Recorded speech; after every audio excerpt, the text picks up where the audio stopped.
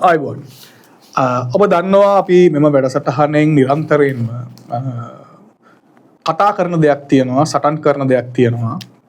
ඒ තමයි අසත්‍ය ප්‍රචාර සම්බන්ධයෙන් අපේ ස්ථාවරය පක්ෂයක් විදිහටවත් ගම් කඳවුරක් විදිහටවත් විතරක් නෙමෙයි මේක මෙතනින් එහාට ගිහිල්ලා රටේ ජනතාවට, සමස්ත ජනතාවට, දරු පරපුරට, සමාජයට වෙන්න පුළුවන් අයහපත් බලපෑම් මොකක්ද මේ යම්කිසි පාර්ශවයක් තමන්ගේ අවශ්‍යතාවය මත සල්ලි වේදම් කළා කරන අසත්‍ය ප්‍රචාර රටට වෙන්න පුළුවන් ඛේදජනක ඉරණම, රටටත් වෙන්න පුළුවන් ඛේදජනක ඉරණම මොකක්ද අපි නවත්ත ගත යුතුයි කියන තැන අපි ඉන්නවා.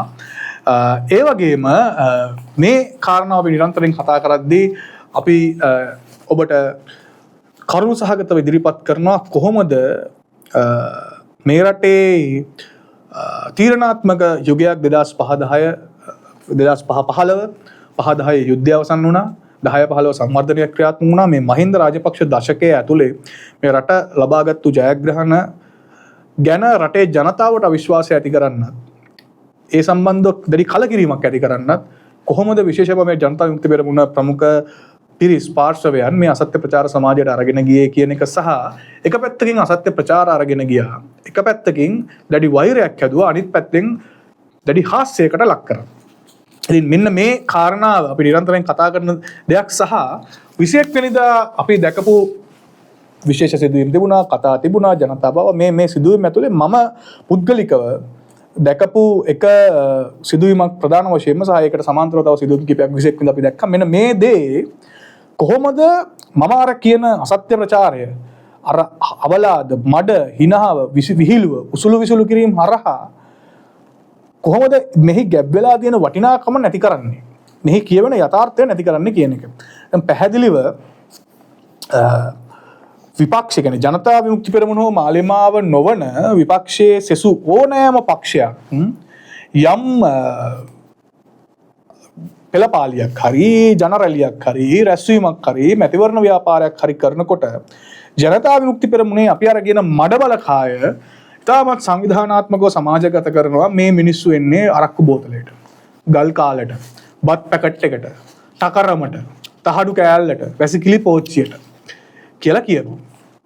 ගරේ සංවිධානාත්මකව අරගෙන යනවා. සමහර තැන්වල මේ දේශපාලනය ඇතුලේ සංවිධානාත්මකව එහෙම දේවල් ජනතාවට එත්තු ගන්නට අවශ්‍ය විදිය පසුබිම හදන්න හිතාමතාම පෙර සූදානම් කළා. වෙරිමරගාතෙන් ඉන්න මිනිස්සෙක් පැටිලා ඉන්න ෆොටෝ ටිකක් ගන්න, වීඩියෝ එකක් ගන්න, කුණුහරුප කියන වීඩියෝ එකක් හදලා මෙන්න මේ බීලා බේබත් තමයි මේ පෙළපාලි කරන්න කියන එක එත්තු ගන්නන්න පෙර සූදානම් කළා. එහෙම චරිත යොදපු අවස්ථාවලුත් නැතුව නෙමෙයි මේක ලංකාවනේ. මේ කාරණාව මෙහෙම තියෙද්දී පහුගියදා පැවැත්වුණු නුගේගොඩ මහා ජනහඬ රැළියේ එක තරුණයෙක් අපි හිතනවා ඔහු කතා කරපු භාෂාව සහ ඔහු හැසිරුණු විදිහට ඔහු යම් ආකාරයකට යම් මද්ද්‍රව්‍ය පානය කළා ඉන්න ඇත්තේ කියලා.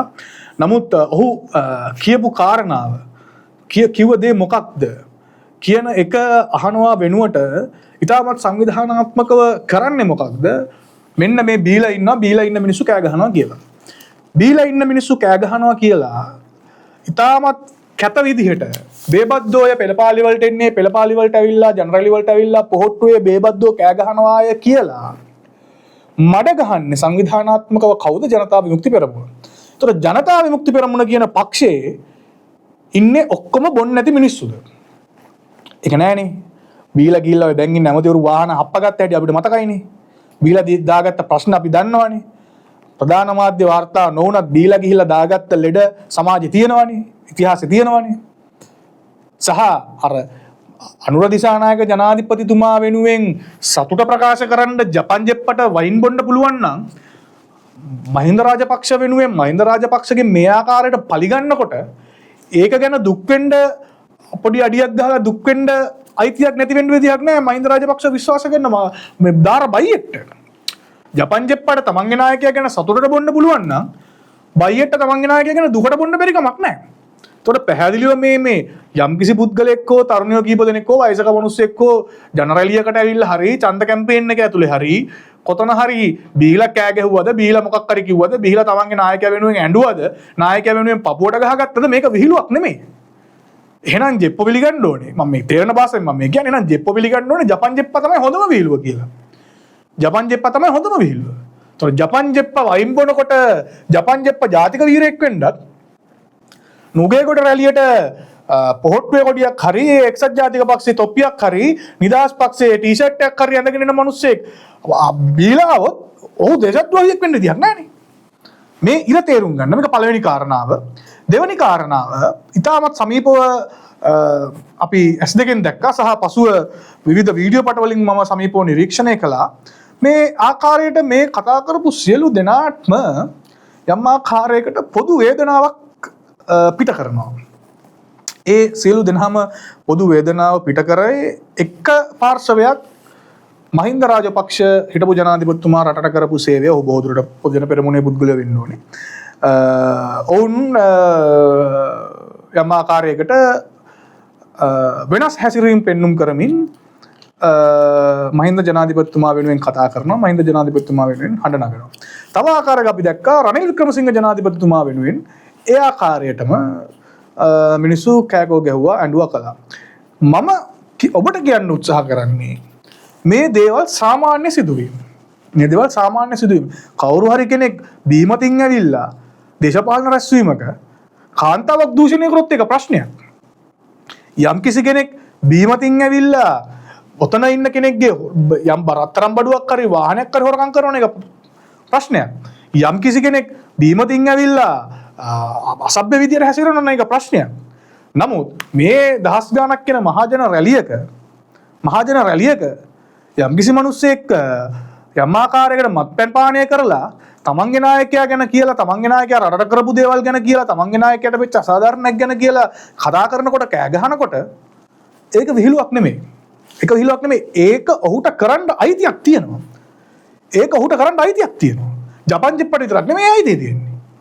ජපන් ජෙප්පට විතරක් නෙමෙයි අයිතිය තියෙන්නේ. ඒ අයිතිය හැමෝටමද මේක මේ ප්‍රතිපත්ති කතා කරන මේසක කැබිනට් තීන්දුව తీරන ගන්නකොට කැබිනට් ඇමතිවරු ටික ඔක්කොම අඩියක් ගහන ගමන් බෝතලයක් කඩන වයින් එකක් ගහන ගමන් විස්කියක් ගහන ගමන් මත් වෙලා ඒ තීන්දුව తీරන ගන්නවා නම් ඒක වැරදි. පක්ෂික දේශපාලන මණ්ඩලයක් කෘත්‍යාධිකාරී මණ්ඩලයක් අවසාන පක්ෂ තීන්දුව ගන්න මේ මණ්ඩලය මේ කනබොන ගමන් මේ ඒ තීන්දුව తీරන ගන්නවා නම් පක්ෂ කාර්යාලය තුල ඒක වැරදි. ඒක පැහැදිලි වැරදි. කවුරු හරි කෙනෙක් පක්ෂක മന്ത്രി කෙනෙක් වෙරිමරගාද කියලා ප්‍රාදේශ සභාවක් ඇතුලේ හරි පළාත් සභාවක් ඇතුලේ හරි මේ පාර්ලිමේන්තුව ඇතුලේ වෙරිමරගාද කියවනවා නම් ඒක වැරදි. ඒක විහිළුවට ගන්න. ඒක විවේචනය කරන්න. ඒක වැරදි. හැබැයි ඊට පහත් ලෙස මේ වගේ අහිංසක මිනිස්සුන්ගේ පපුවේ තියෙන වේදනාව, හිතේ තියෙන වේදනාව පිට කරගන්නකොට කියන්නේ පාර්ලිමේන්තුවට ගිහිල්ලා මහින්ද රාජපක්ෂ වෙනුවෙන් කතා කරන්න බැරි ඒ හැකියාව හෝ අවස්ථාව නැති මාධ්‍යට ඇවිල්ලා දැන් අපි කතා කරන්නේ යම් වේදනාවක් ඇතුව අපි කතා කරන්නේ අපි දරපු මතවාදයට කරපු බොරුව සම්බන්ධව වේදනාවක් ඇතුව අපි ඒ කතා කරනවා වගේම මට මේ කැමරාවක් ඉස්සරහට ඇවිල්ලා මෙහෙම කතා කරන්න පුළුවන් වෙලා තියෙන්නේ මේක කතා කරන්නේ මට යම් කිසි කුසලතාවයක් තියෙනවා සංනිවේදන හැකියාවක් තියෙනවා යම් දැනුමක් තියෙනවා මම මෙහෙම මොතේ සිදු කරමින් ඉන්න දේශපාලනයක් තියෙනවා ඒ නිසා මේ මොකුත් නැති අහිංසක මිනිස්සෙක්ට කොළඹ රැස්වීමක් තියෙනවා මහින්ද මහත්තයාගේ රැස්වීමක් කියලා කිව්වම ඒ මිනිස්සයාට මහින්ද මහත්තයා එනවද නැද්ද කියන එකත් අදාළ නැහැ. ඔය පරණ UNP කාර්යයන් රනිල් වික්‍රමසිංහ එනවද නැද්ද කියලා එකක් අදාළ නැහැ. UNP ගේ රැස්වීමක් කියවම. ඒ මිනිස්සු එතනට එනවා. මොකද පරම්පරාවක් එතන තියෙන බැඳීමක් සම්බන්ධයක්. එක්සත් ජාතික පාක්ෂිකයන්ට නම් ඔවුන්ට ඒ පක්ෂෙත් එක්ක තියෙන ඉතිහාසයක්. ශ්‍රී ලංකා කාර්යයට එහෙම ඉතිහාසයක් තියෙනවා. JP කාර්යයට එහෙම ඉතිහාසයක් තියෙනවා. ජපන් ජෙප්පා ෆෝම් උනේ ඒකයි. එතකොට පැහැදිලිව අහිංසක මිනිස්සෙක්ට අහිංසක ගොවියෙක්ට අපි නිකන් මම උදාහරණයක් දෙන්නම්. මේ අර පිදුරු කකාත් මේ ගොයම් කකා මේ අල ලුණු අත් දෙකේ තියාගෙන අමුඩ ගහගෙන වැඩ කරපු මේ විපක්ෂයේ ඉන්නකොට හඬ නගපු මිනිස්සු රැවටුණා ගොවියා. එහෙම ගොවියෙක් අමාලිමාවට ඡන්දෙ දුන්න ගොවියෙක් අද මේ යම් පසුතැවීමක් ඇතුව තමන්ගේ එළවලු ටික කුණු වෙනකොට තමන්ගේ වී ටිකට හරිය මිලක් ලැබෙන්නේ නැතිකොට අලලුණු ටික විකුණ ගන්න බැරි වෙනකොට ඒ මනුස්සයාට හදවතට වේදනාවක් එනවා. ඒ මනුස්සයාට මතක් වෙනවා මහින්ද මහත්තයා කොහොමද කරේ කියලා ඒ කාලේ.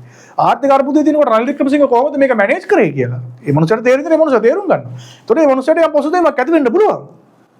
එතකොට මේ කොළඹ එන ගමන් මේ පොඩි අඩියක් ගහලා ඇවිල්ලා මෙතන කෑ ගහනකොට කවුරු හරි තරුණේ ෆෝන් එකක් අල්ලන් ඉන්නකොට කිව්වොත් එම අපේ නායකයා මෙහෙම තමයි කරේ කියලා ඒ කියන පණිවිඩයවත් ඒ පණිවිඩයට කියන්නේ ඇදිච්ච පසුබිමවත් මොකුත් නැතුව මෙන්න බීගත්ත මිනිස්සු ගල් කාලක් ඇවිල්ලා ගල් කාලකට ඇවිල්ලා පෙළපාලි කරා කියන දේ කියන්න කිසිම අයිතියක් නැහැ ජනතා විමුක්ති පෙරමුණට. ඒම කිසිම ප්‍රචාරයක් අරගෙන යන්න අයිතියක් නැහැ ජනතා විමුක්ති පෙරමුණට. ඒක පැහැදිලිවම තාමත් පහත් වැඩක්. ඒ කියන්නේ ජනතාව හැලුනේ. වැඩි ඕනේ නැහැ 21 වෙනිදා යනකොට තනකොළ එල්ලලා තිබ්බා. තනකොළ එල්ලලා තියන්නේ නාම රාජපක්ෂට මේ කණ්ඩ නෙමෙයිනේ. අපි අදහස් කරමු. තනකොළ මේ එල්ලලා තිබ්බේ නිදහස් පක්ෂයටවත් අරින් ප්‍රනාන්දුලා ප්‍රමුඛ UNP එකටවත් කණ්ඩ නෙමෙයි. ඒ ජනතාවට කිව්වොත් අපි තනකොළ කාපන් කියලා. ඒතකොට මේ තනකොළ කණ්ඩ කියන්නේ කාටද? තනකොළ කණ්ඩ කියන්නේ ප්‍රශ්නේ තියෙන ගොවියට. රැකියා නැති උපාධිධාරියට. අතරමං වෙලා ඉන්න තරුණයාට. ජපන් බයිසිකල් දේවිගල රැවටිච්ච තරුණයාට. මේ තරම් පහත් තැනකට මේකට යන්න බෑ සහ මේ තරම් පහත් තැනකට රටේ ජනතාවගේ ප්‍රශ්න සහ ජනතාව වේදනාව පිට කරගන්න. කොළඹට එන්නේ වේදනාව පිට කරන්න. කෑ ගහන්න වේදනාව පිට කරගන්න. බීලා හරි කියවන්නේ Tamanට තියෙන ප්‍රශ්නේ. Tamanගේ ප්‍රශ්න කොහොමද කලින් හිටපු නායකයෝ Tamanගේ පක්ෂ විසඳුවේ? ඒ ඔවුන්ගේ විශ්වාසය. ඒකට hina වෙන්නවත් තනකොළ එල්ලලා වගේ ලදබොලඳ වැඩ කළා එක හැලුවට ලක් කරන එකත් හරිම පහත් වැඩක්. හරිම පහත් වැඩක්. ඔය කරන්ට් කපන වැඩ වගේ. ඉතින් කරන්ට් කපන එකට ඉතිහාසයක් තියෙනවනේ ජනතා විමුක්ති පෙරමුණට. ට්‍රාන්ස්ෆෝමර් ගෙන තිබ්බ මිනිස්සු ආණ්ඩු පල්ලේ ගත්තම කරන්ට් එක කපනවා. ඒක සාමාන්‍ය දෙයක්. මේ වගේ වැඩවලට ගිහිල්ලා අවසානයේ මේ මඩ මේ හැල්ලු අපි අර කියන ප්‍රචාරණ යාන්ත්‍රණය හරහා තමයි මේ සැබෑ ප්‍රශ්නය සහ ජනතාවට හඬනගන්න දින අයිතිය යටපත් කරන්න. ඉතින් මේ පිළිබඳව බොහොම සංවේදී වෙන්න යම් ආකාරයකට මේ වගේ දේවල් කළා අර මිනිස්සු ඉස්සරහට එන එක නතර කරන්න උත්සාහ කරනවා. මිනිස්සු හඬනගන එක නතර කරන්න උත්සාහ කරනවා. සමාජ මාධ්‍ය පුරාවට ඔබ කියලා කමෙන්ට් එකකින් හරි ඒ වලට විරුද්ධව කතා කරන්න. ඒ ප්‍රශ්න වලට හඬනගන සාමාන්‍ය ජනතාව වෙනුවෙන් කතා කරන්න. අහිංසක ගොවි මාත්‍ය වෙනුවෙන් තරුණයා වෙනුවෙන් කතා කරන්න. මේ රාජ්‍ය බලයත් අතේ තියාගෙන මහා සල්ලි කන්දරාවක් පියදම් කරගෙන යම් ආකාරයකට කරන්න උත්සාහ කරනවා නම් මේ ප්‍රචාරණ යාන්ත්‍රණය හරහා ජනතාව නිහඬ කිරීමක් ඒට විරුද්ධව සටන් කරන්න අපි හැමදාම මේ වැඩසටහනේ සහ මේ මොහොතේ මා නිරතව සිටින දේශපාලනයේ මම පැහැදිලිව ඉන්න ස්ථාවරත්වයක් මේ අපි නතර කරන්න ඕනේ කියන එක අපි දිගින් දිගට වැඩ කරමින් ඉන්නවා. ඔබ ඒක දකිනවා. අපි විවිධාංශවල පැමිණිලි කරමින් යනවා. ඉදිරියේදී සසු පක්ෂත් එක්ක අපි මොකද්ද කරන්න පුළුවන් කියන සාමූහික ප්‍රයත්නයක් දරන්න උත්සාහ කරමින් සිටිනවා.